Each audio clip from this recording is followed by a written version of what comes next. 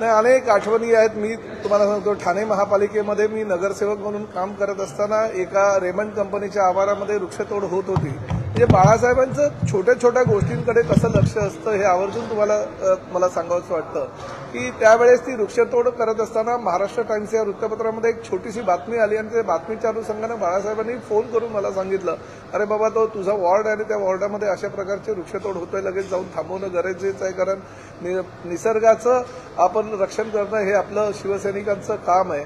अशाच पद्धतीनं एका नेपाळी कुटुंबावर हल्ला झाला होता घोडबंदर रोड परिसरामध्ये आणि ती बातमी सुद्धा वृत्तपत्रामध्ये आले. झोपडपट्टीमध्ये राहणारे ते नेपाळी बांधव त्या ठिकाणी जर कुठल्याही जर रोषाला कुणाच्या तरी सामोरं जात असेल आणि त्यांच्यावर हल्ला होत असेल तर ते निश्चितपणे चुकीचं आहे.